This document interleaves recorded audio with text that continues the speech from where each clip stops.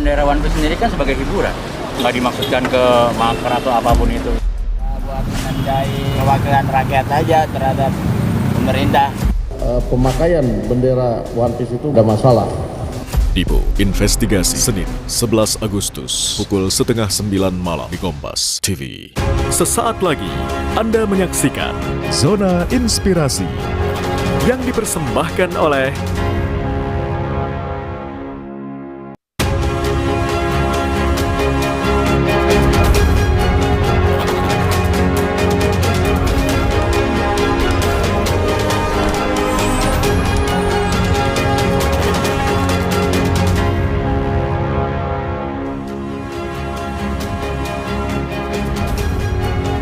Saudara, Aceh Barat Daya terus melangkah menuju masa depan yang lebih maju dan sejahtera. Melalui visi Abdia Maju Masyarakat Sejahtera, berbagai program telah dirancang untuk menjawab kebutuhan nyata warga di segala sektor.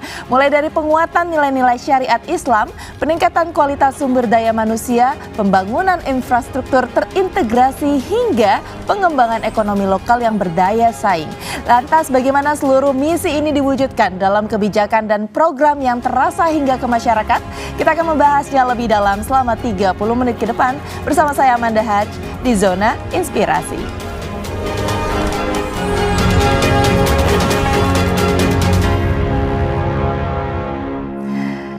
Dan untuk membahasnya lebih dalam, saat ini saya kedatangan tamu spesial hari ini di studio Kompas TV, yaitu Dr. Safarudin SOS MSP yang merupakan Bupati Aceh Barat Daya atau yang biasa disapa dengan Bang Safar. Halo Bang, apa kabar? Alhamdulillah baik Mbak Manda. Alhamdulillah baik. Bang, oke, ini menarik sekali Abang jauh-jauh datang ke sini ya dari Barat Indonesia, tentunya pasti ingin memberikan informasi yang luar biasa juga. Kita bicara mengenai satu daerah yang potensial sekali dan salah satu visi utamanya dari Abdia Maju Masyarakat Sejahtera ini mungkin menjadi sebuah tantangan sendiri nih bagi Bang Safar di periode ini. Tapi boleh dijelaskan nggak Bang mengenai visi ini, apa maksudnya dan seperti apa sih langkah konkret yang Abang jalankan? Baik, terima kasih Mbak Manda, terima kasih Kompas TV telah mengundang kita dan tentu saya ingin menyampaikan apresiasi yang tinggi bahwa salah satu kabupaten yang boleh dikatakan 23 tahun yang lalu menjadi sebuah kabupaten pecahan dari Kabupaten Aceh Selatan, kabupaten induknya. Tentu kalau kita bicara bagaimana harapan menjawab tantangan yang kemarin pasca pilkada kita memenangkan pertarungan demokrasi itu, tentu rakyat Aceh Barat Daya menginginkan pemimpin yang dia pilih itu bisa membuat pergeseran dan perubahan ke arah yang lebih baik. Makanya tagline-nya arah baru, Abdia Maju mewujudkan Aceh Barat Daya yang sejahtera. Itu menjadi sebuah harapan dan mimpi yang kita wujudkan selama kepemimpinan baru ini insya Allah. Nah tentu harapan itu kita jawab dengan menggali seluruh potensi dan juga memulainya pada titik nol yang baik. Artinya juga tidak menanggalkan dan meninggalkan apa yang sudah dilakukan oleh pemimpin sebelumnya. Jika baik kita lanjutkan, kemudian kita kembali pada nilai master plan atau blueprint perencanaan yang baik untuk kebaikan Aceh Barat Daya. Oke, nah yang menarik lagi dari visi yaitu misinya yang Abang bawa sendiri nih untuk Abdia sendiri ada 8 misi besar, betul ya Bang ya? Nah salah satunya adalah penguatan nilai-nilai syariat Islam dan juga yang tidak ketinggalan adalah peningkatan kualitas SDM Aceh Barat Daya atau Abdia ini. Nah menurut Abang sendiri bagaimana Abang menyikapinya dan yang paling penting atau yang krusial dari dua hal ini tuh yang mana Bang menurut Abang? Baik, itu harus berbarengan ya, karena kita bicara kearifan dan kekhususan yang dimiliki oleh Aceh. Aceh memiliki secara komitmen dasar berdasarkan Undang-Undang 11 tahun 2006 tentang kekhususan Aceh dengan otonomi khusus itu, yaitu salah satunya menjalankan nilai syariat Islam di Aceh. Jadi sebuah keniscayaan bagaimana peningkatan kualitas sumber daya manusia itu harus dibarengi dengan peningkatan kualitas dari jalannya syariat Islam yang dilaksanakan di Aceh. Jadi menurut saya itu harus berbarengan. Jadi sumber daya manusianya untuk kita tingkatkan itu lebih baik. Nomor satu, kemudian juga harus sejalan dengan makna dari komitmen kita menjalankan nasional Islam di Aceh. Oke. Jadi sama-sama harus berbarengan. Jadi menurut Bang Safar nih harus dua-duanya bareng beriringan, karena nggak bisa salah satunya nih ya Bang ya. Oke, nah salah satu lagi misi yang menjadi fokus adalah misi Carong. Nah, Abdia ini kan ingin meningkatkan kualitas SDM yang terampil, ya kan, yang sehat dan pastinya menguasai iptek tapi berbasis agama. Lagi-lagi sedikit tadi seperti yang dijelaskan oleh Bang Safar. Nah, tapi langkah konkret apa yang dalam hal ini telah dilakukan oleh Pemkab Apdia sendiri, khususnya Bang Safar sebagai Bupati Apdia, untuk bisa meningkatkan SDM tersebut sesuai dengan goal dan target dari Bang Safar? Ya, program Apdia Carong atau Apdia Pintar itu lebih kepada kita menekankan apa yang sudah menjadi program secara nasional di bidang pendidikan. Nah, kalau bicara pendidikan di Aceh itu kan dia bukan hanya pendidikan umum saja, ada pendidikan daya. Jadi harus berbarengan, makanya ada salah satu program, ada pendidikan umum yang dilaksanakan dengan program nasionalnya, kurikulum kita tambah secara kekhususan dan keistimewaan kita miliki dengan memasukkan kurikulum Gure Tamong Sikula atau tengku-tengku atau para alim ulama itu masuk ke sekolah dengan kurikulum memberikan materi-materi tambahan untuk kegiatan-kegiatan di pendidikan umum itu sendiri. Oke, jadi kalau di Aceh sendiri ada tambahan kurikulum. Ya, itu yang menjadi program yang sedang saya rencanakan. Ini adalah salah satu program dari Abang sendiri yang memang dicanangkan. Dan itu saya atur melalui peraturan Bupati Kabupaten Aceh Berdaya. Oke, apakah ini sudah berlangsung atau? Ini peraturan bupatinya sudah mendapatkan hasil evaluasi dari gubernur. Dan alhamdulillah mungkin akan kita laksanakan sepulangnya saya dari Kompas TV, insya Allah. Oh, insya Allah. Tapi memang apakah ini targetnya akan kurikulum ini akan diterapkan pada pendidikan dasar kah atau menengah atau atas? Ya, kalau kewenangan di kabupaten itu kan ada pendidikan dasar dan menengah di SMP dan SD. Nah, tapi juga kita mengilhami ini kepada teman-teman yang ada di SMA atau SMK. Di semua di kabupaten kota pendidikan umum itu harus berbasis kurikulumnya sama. Jadi untuk program Gure Tamong Sekolah salah satunya. Kemudian layanan lain adalah layanan di bidang kesehatan. Itu juga kita harapkan menghadirkan bagaimana para tenaga medis, dokter, perawat, bidan itu juga harus mengilhami bahwa nilai syariat Islam itu nomor satu yang mereka harus terapkan gitu. Oke, ini menarik ya. Jadi tidak hanya diterapkan pada murid-murid ya, tetapi juga kepada beberapa instansi mungkin yang terkait pada pelayanan masyarakat. Salah satunya adalah kesehatan. Nanti Bang kita akan bahas lebih dalam ya mengenai hal ini. Apa saja sebenarnya visi misi dan langkah konkret untuk meningkatkan salah satunya pendidikan dan juga kesehatan di Apdia. Tapi usai jeda saudara, jadi jangan kemana-mana, tetaplah bersama kami di Zona Inspirasi.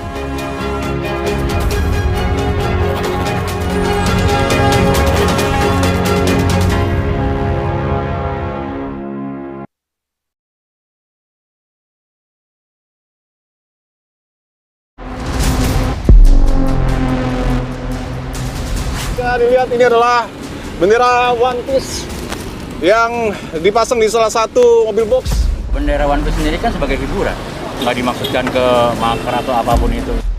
Buat menandai kewakilan rakyat aja terhadap pemerintah.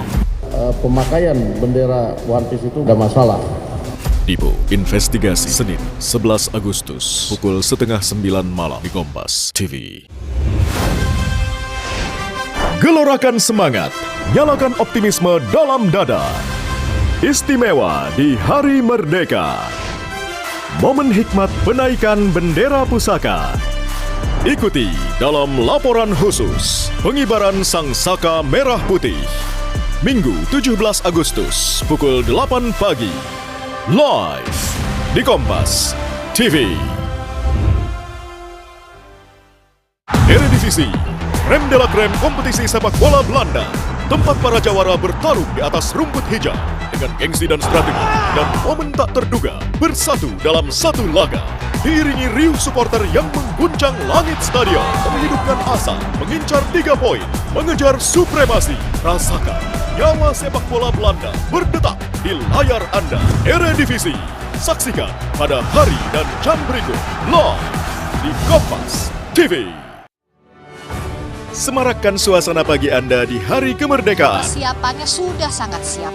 Para peserta upacara, para petugas upacara sudah tiba. Dengan sejumlah informasi dari seluruh penjuru Nusantara seputar perayaan 17 Agustus. Pemerintah Kota Makassar memang mempusatkan pengibaran bendera. Sapa Indonesia Pagi spesial Hari Kemerdekaan Republik Indonesia. Minggu 17 Agustus pukul 7 pagi live di Kompas TV.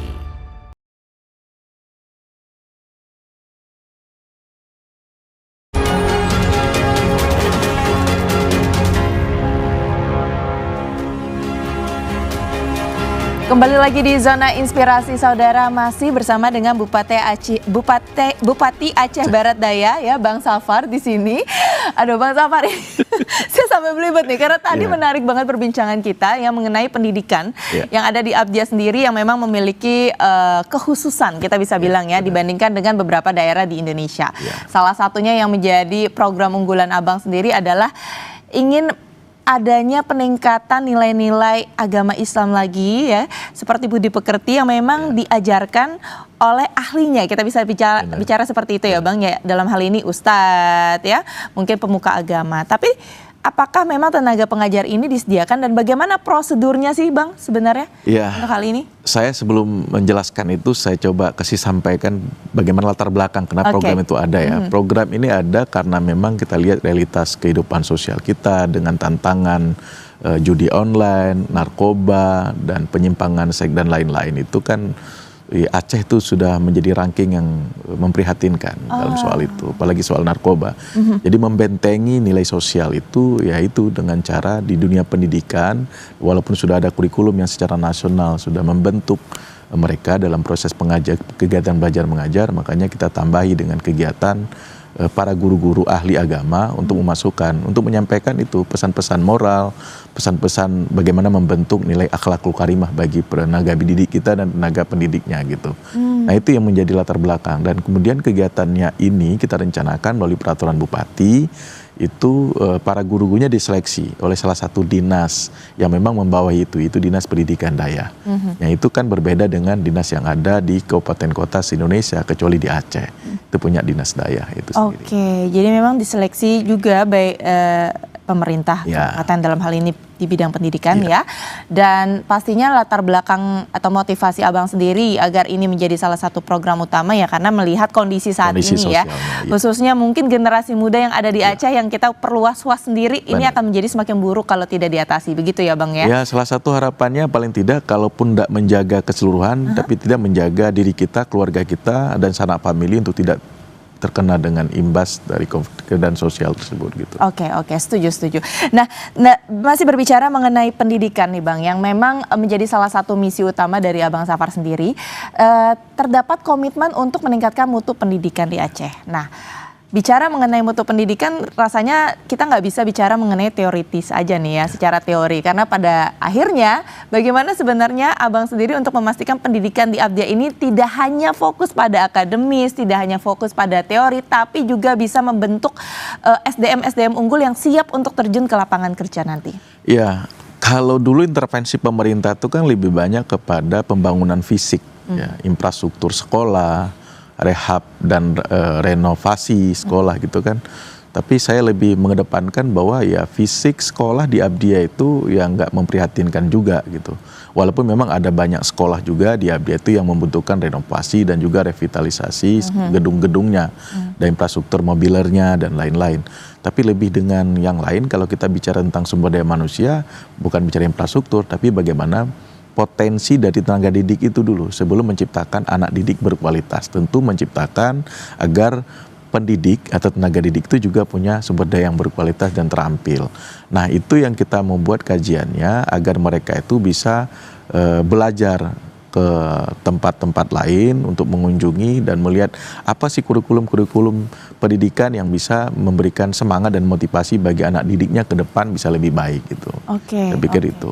Jadi Abang di sini tidak hanya ingin meningkatkan infrastruktur dalam arti bendanya saja, tapi SDM-nya yang jadi fasilitator begitu ya. Dan bukan hanya dikejar kepada anak didiknya, tapi ke tenaga didik, tenaga pendidiknya. Gitu. Nah, tapi ada program lain nggak sih untuk anak didiknya sendiri, Bang? Ya kalau anak didik itu kan jelas secara kurikulum nasional itu kan mereka sudah diajarkan dengan kurikulum yang sudah berbasis yang SD, SMP dengan SMA gitu kan.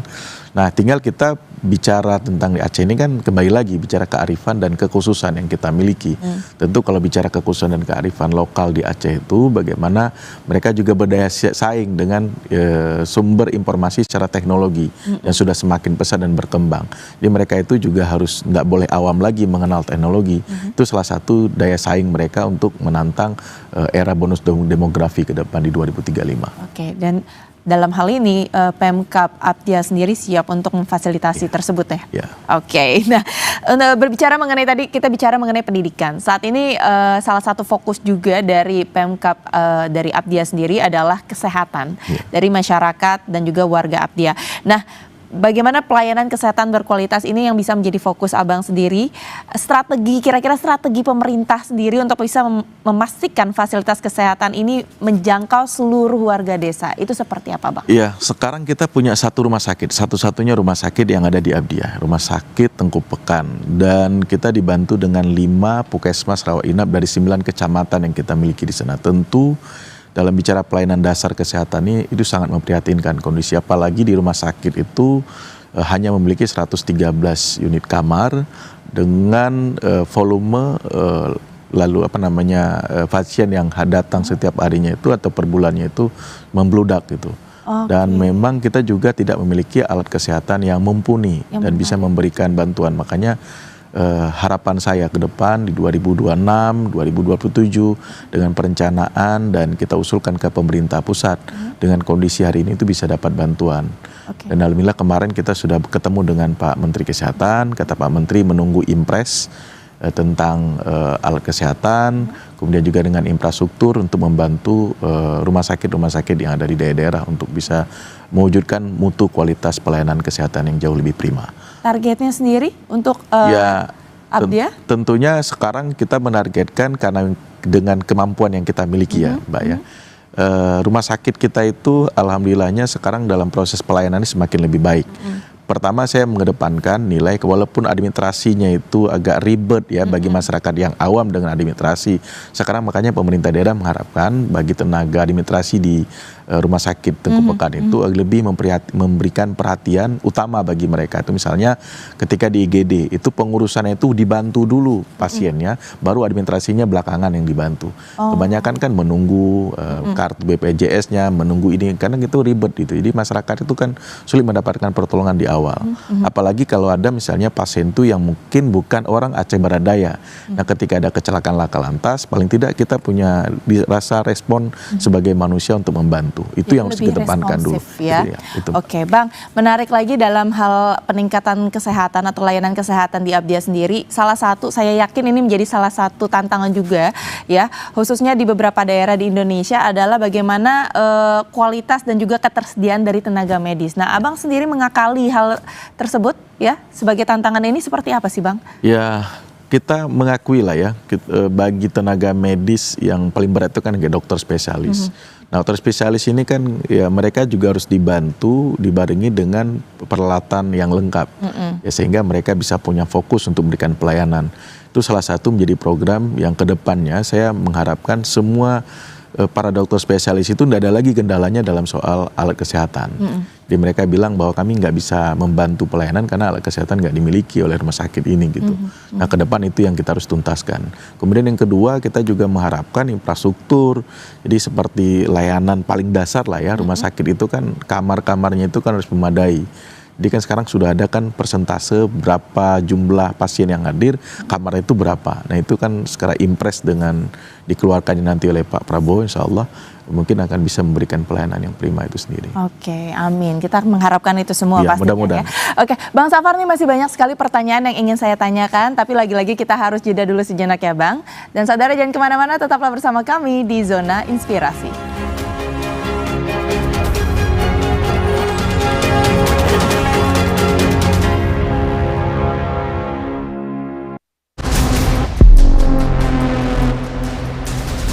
Dilihat ini adalah bendera One Piece yang dipasang di salah satu mobil box. Bendera One Piece sendiri kan sebagai hiburan, nggak dimaksudkan ke makar atau apapun itu. Buat menandai kewakilan rakyat aja terhadap pemerintah. Pemakaian bendera One Piece itu tidak masalah. Dipo Investigasi Senin 11 Agustus pukul 8:30 malam di Kompas TV. Eredivisie, Rem de la Creme kompetisi sepak bola Belanda. Tempat para jawara bertarung di atas rumput hijau dengan gengsi dan strategi dan momen tak terduga bersatu dalam satu laga. Diiringi riuh supporter yang mengguncang langit stadion, menghidupkan asa, mengincar 3 poin, mengejar supremasi. Rasakan nyawa sepak bola Belanda berdetak di layar Anda. Eredivisie, saksikan pada hari dan jam berikut live di Kompas TV. Gelorakan semangat, nyalakan optimisme dalam dada. Rayakan HUT kemerdekaan ke-80 Indonesia. Ikuti laporan seru dan menarik seputar perayaan Hari Kemerdekaan di berbagai wilayah.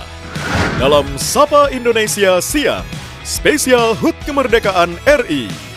Minggu 17 Agustus pukul 1:30 siang. Live di Kompas TV. Kompas TV kini hadir lebih dekat melalui Kompas TV Learning Hub. Kuasai teknik menulis untuk media cetak, portal online, hingga media sosial. Bersama wartawan utama Kompas TV dan praktisi media digital, Denny Mulia Barus. Daftar sekarang dan dapatkan harga early bird untuk pembayaran sebelum 10 Agustus 2025. Kompas TV Learning Hub untuk jurnalis, humas, dan konten kreator masa depan. Bersama yang terpercaya.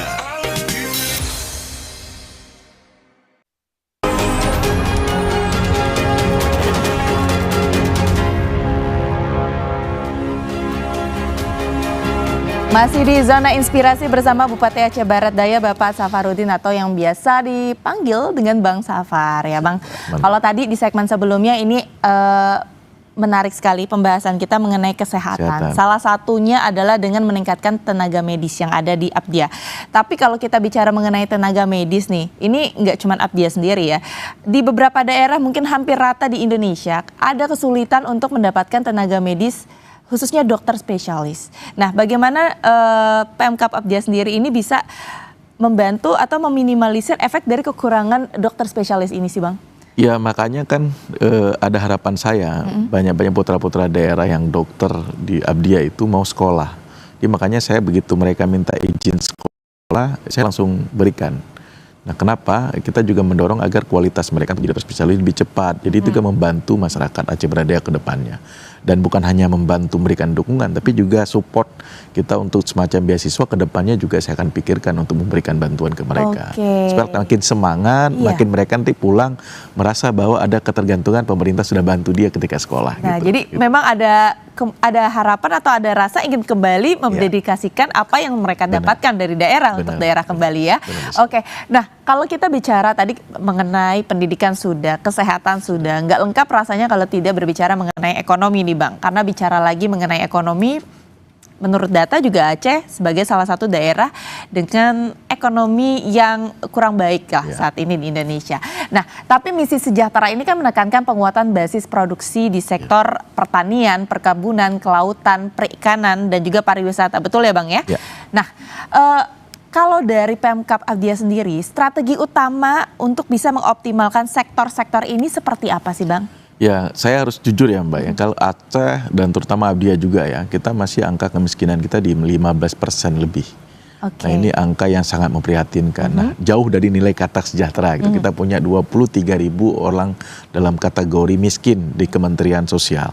Yang pertama yang kita bereskan adalah data. Jadi data tunggal, data sen, data sosial ekonomi nasional itu berbasis dengan satu. Jadi ketika kita support anggaran, kebijakan dan lain-lain itu menghadirkan dengan satu data itu. Tidak ada data yang lain. Karena kebanyakan kan setelah pemimpin dipilih rakyat itu kan semakin banyak dalam proses verifikasi data bantuan itu tidak mengoptimalkan dengan data yang sudah tersedia dengan verifikasi secara nasional. Nah itu tidak bisa menjawab 23.000 tadi itu. Nah kemudian Aceh Barat itu kan memiliki sektor utama unggulannya adalah pertanian dan kelautan. Pertanian dan kelautan. Karena kita memang di pesisir, kita juga punya lahan 7.000 lebih kurang itu sektor pertanian.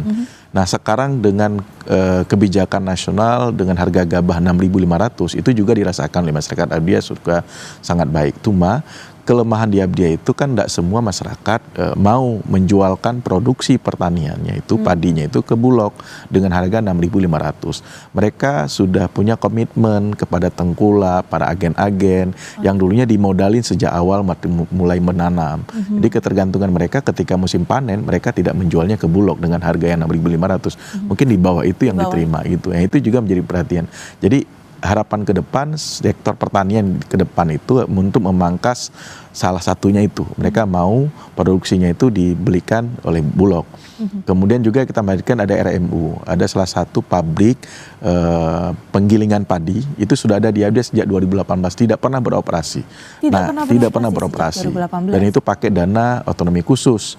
Nah, ini yang sedang kita operasikan dan alhamdulillah nanti ada badan usaha milik daerah mengoperasikan RMU itu. Kemudian kita mengharapkan Alsintan yang berkualitas bisa membantu dan memangkas pihak swasta. Ya, ini juga salah satu yang dibutuhkan oleh masyarakat. Tentu yang terakhir tentu pupuk dan bibit yang terbaik agar kualitas panen mereka itu bisa dirasakan dalam produktivitas yang maksimal gitu. Kalau di bidang kelautan seperti Kalau kelautan alhamdulillahnya kan tahun ini kita mendapatkan program nasional Kampung Nelayan Merah Putih. Salah satu dari 3 posisi penting pelabuhan kita di sana mendapatkan kampung nelayan itu. Nah, harapan ke depan kampung nelayan ini kan secara sustainable, secara kontinuitas kita akan lakukan kebijakan dengan pemerintah daerah, dengan ada Koperasi Merah Putih juga nanti menghidupkan suasana di pertumbuhan ekonomi di sektor para nelayan di Gampung Lok Pauh di kecamatan salah satu kecamatan di Mangging. Nah, kemudian nantinya ada pelabuhan Surin dan Pelabuhan Susoh PPI itu kewenangannya memang ke provinsi. Hari ini kita juga mengharapkan pihak provinsi untuk bisa dan tidak mengabaikan kebijakan mereka di sektor sisi kelautan itu, karena potensi ikan, potensi bahari dan potensi lain bagi nelayan di masyarakat Abdia itu sangat luar biasa. Nah, dan itu yang menjadi harapan besar. Kita juga akan mendorong pelabuhan yang ada di Padang Baru Susoh atau di Pulau Kau dengan muara Pulau Kayunya bisa menghidupkan dan bisa memberikan arti kehidupan bagi masyarakat nelayan yang ada di sana. Gitu. Jadi memang 2 potensial sekali ya sumber daya alam yang luar biasa yang ada di Abdia sendiri. Itu prioritas, Mbak. Itu prioritasnya ya. Tapi bicara mengenai kelautan, yang saya tahu Abdia sendiri memiliki laut yang luar biasa indah loh, Bang. Betul ya? Wisata baharinya. Wisata bahari. Nah, bagaimana Abang bisa meningkatkan sektor dari wisata ini, Bang? Apa target atau mungkin langkah yang ingin diambil agar bisa wisata bahari ini bisa maju dan dirasakan manfaatnya oleh warga Abdia? Ya, kalau bicara pariwisata memang di Abdia itu kita memiliki wisata bahari dan wisata cerace. Jadi cerace. Nanti Mbak Manda dengan teman-teman Kompas bisa lihat healing-healing lah di sana gitu ya. Kalau wisata bahari kita punya Pulau Gosong. Pulau Gosong yang boleh dikatakan salah satu destinasi yang kita miliki dan itu belum pernah dieksploitasi dan belum pernah dipublish secara baik. Nah, makanya ini hanya komunitasnya saja di Aceh Beradaya yang memang punya partisipasi responsif untuk memberikan agar cagar kita yang dimiliki di Pulau Gosong itu semakin berkembang hari ini. Nah, makanya ke depan saya mendorong Pulau Gosong ini salah satu yang akan diminati oleh wisatawan domestik maupun juga internasional. Kita mengharapkan banyak wisatawan itu datang, sudah ada infrastruktur. Terutama kalau bicara pariwisata ini kan infrastruktur. Yang kedua bagaimana keramahan dan warga juga warga lokal, tapi juga tidak menanggalkan dan meninggalkan nilai kearifan kita gitu ya. Budaya Aceh, kemudian nilai kekhususan dengan Islamnya itu kan tidak boleh berganti karena datangnya orang baru yang ingin menikmati wisata alam kita gitu. Menarik sekali ya. Nah, kalau bicara lagi mengenai perekonomian dari warga Abdia sendiri kan kita bisa lihat bahwa sangat bergantung pada sektor primer ya, Bang. Betul ya, Bang ya. Nah, bagaimana Abang sendiri ya, terutama strategi dari pemerintah untuk memperluas peluang usaha dan menciptakan lapangan kerja baru di luar sektor primer tersebut untuk warga Abdia? Iya. Memang Abdia juga begini Mbak Manda, ada sektor pertambangan salah satu yang menjadi sektor potensi alam yang dimiliki di Abdia. Cuma memang keterbatasan kewenangan daerah ini kan tidak bisa dieksploitasi untuk memberikan pertumbuhan ekonomi baru. Karena kan kewenangannya di provinsi dan juga di Kementerian SDM sekarang gitu. Nah, yang harapan besarnya kita adalah bagaimana produk-produk lokal, para pelaku UMKM itu mendapatkan tempat. Nah, mungkin retail, swalayan, rakyat yang ada di Aceh Beradaya, baik nasional maupun lokal, itu bisa mampu berdaya saing untuk memberikan produk-produk UMKM itu berkembang. Ada tempat dan naik kelas lah ibaratnya. Jadi itu salah satu yang kita dorong, nanti akan kita bina para UMKM itu. Sekarang ada 75 yang kita bina dan alhamdulillah itu sudah masuk ke retail-retail nasional.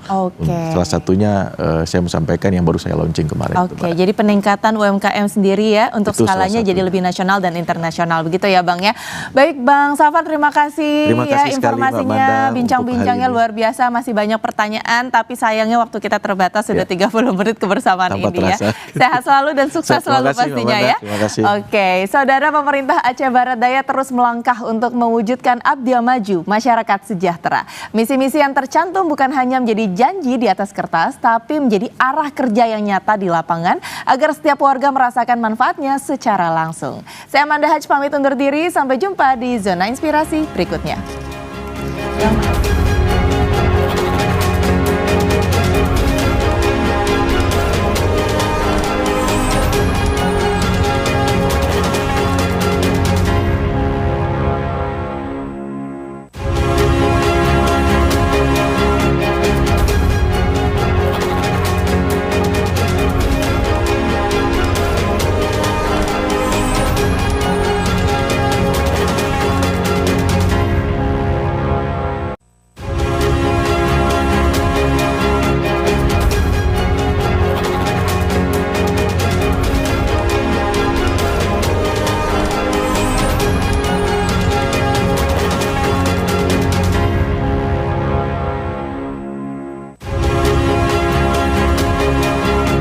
Terima kasih Anda telah menyaksikan Zona Inspirasi.